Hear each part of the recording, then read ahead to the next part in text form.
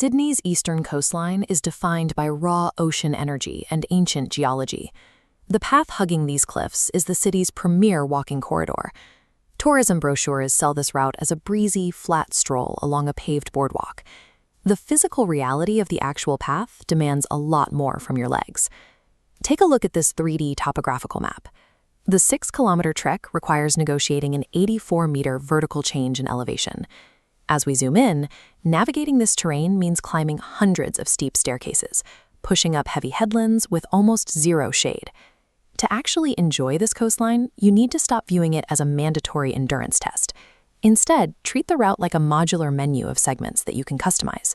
Approaching the full 6 kilometers without factoring in your personal physical constraints guarantees exhaustion.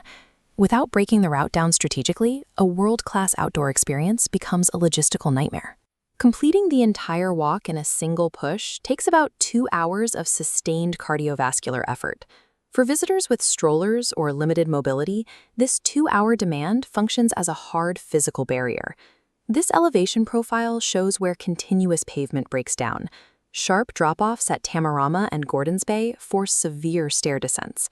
If stairs are a deal-breaker, notice the flat safety zones at the extreme north and south. Isolate these level promenades for a highly accessible experience. There is also a major temporal hazard to factor in. Every year in late October, the path hosts the Sculpture by the Sea exhibition. The trade-off during these 3 weeks is stark. You get to view world-class art installations, but because the sculptures consume the narrow, uneven rock shelves, the 2-kilometer stretch between Bondi and Tamarama devolves into a highly congested, slow shuffle.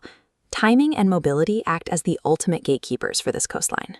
Ignore the crowd density and your group's physical limits, and you will hit complete gridlock.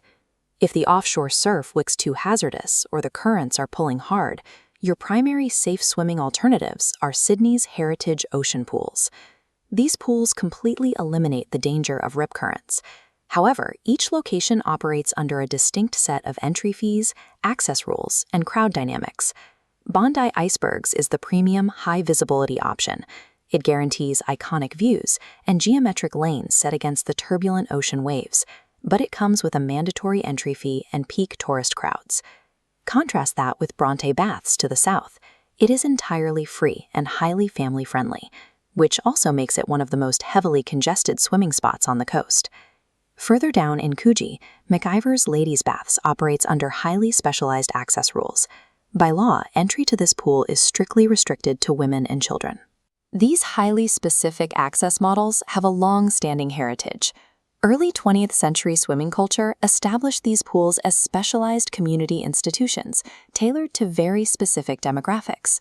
Selecting an ocean pool forces a direct choice between your budget, your desire for exclusivity, and your tolerance for sharing the water.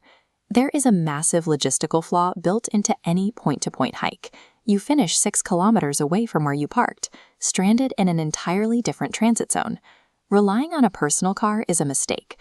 Parking at these beaches on a weekend is nearly impossible. To get out, you have to use the public bus network.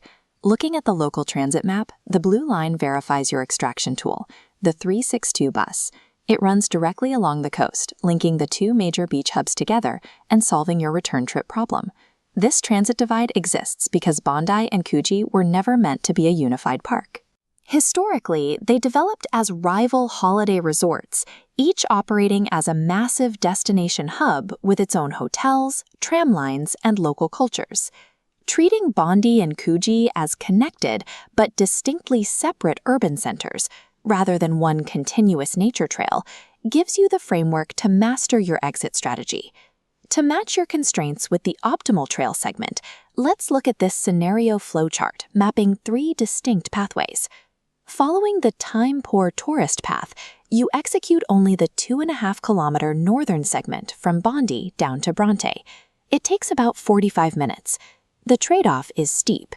You secure the famous Bondi lookouts, but by stopping at Bronte, you completely forfeit the dramatic, quieter cliffscapes further south, like the striking views from Waverley Cemetery. If we pivot to the family and swimmer strategy, you skip the northern chaos entirely. You start your walk at Clovelly and head south toward Coogee. This southern route delivers immediate access to calm, protected snorkeling at Gordons Bay, multiple safe ocean pools, and large, flat, grassy parks for the kids. Maximizing your time on the coast requires discipline. You have to ruthlessly cut out the famous segments of the trail that actively clash with your group's limitations. But if you demand the complete 6-kilometer experience without the suffering, there is the Optimizer's full trek. The non-negotiable input for this strategy is timing. You must be on the 333 Express bus and standing at the trailhead by exactly 7 a.m. Executing early neutralizes the intense midday heat along those golden sandstone cliffs. More importantly, you bypass the mid-morning tourist gridlock completely. Your starting line is the sweeping arches of the Bondi Pavilion, establishing a launch pad that has anchored beach culture here for a century. You carry that early momentum south, pushing through the empty headlands.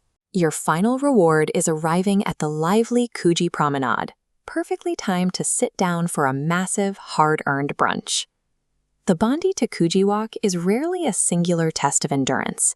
It is a highly customizable menu of Sydney's best coastal experiences, waiting for you to optimize it.